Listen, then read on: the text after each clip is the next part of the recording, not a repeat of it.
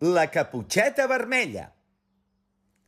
Hi havia una vegada una nena molt estimada per la seva família que vivia en una caseta enmig del bosc.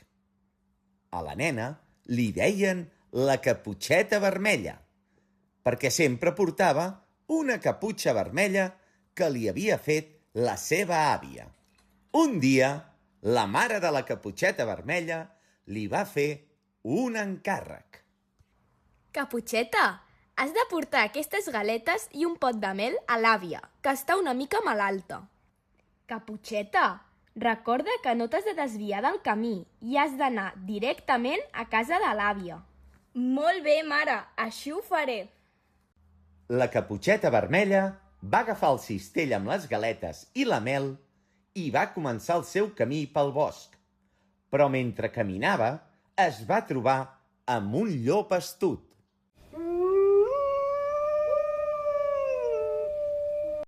On vas, Caputxeta? Vaig a casa de la meva àvia a portar-li mel i galetes, que està una mica malalta. Doncs per allà hi ha un camí més curt i arribaràs abans.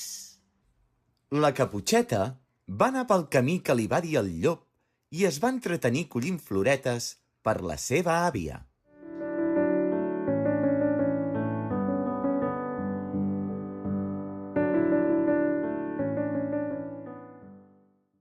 El llop, que era molt malvat, va arribar a casa de l'àvia abans.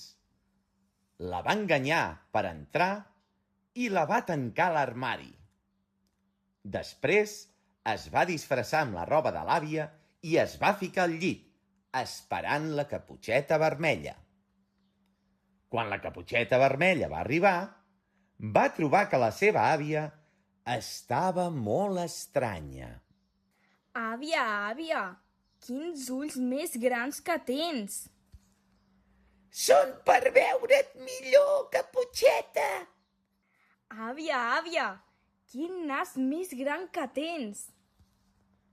És per olorar-te millor, Caputxeta! Àvia, àvia, i quines orelles més grans que tens! Són per escoltar-te millor!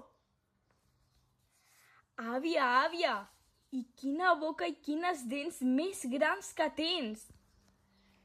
És per menjar-te millor!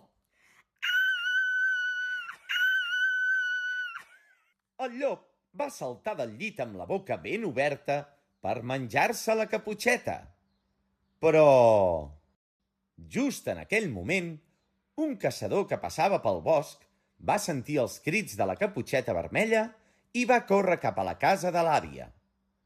Quan va veure el que estava passant, va lluitar amb el llop que va sortir corrents. Cames, ajudeu-me!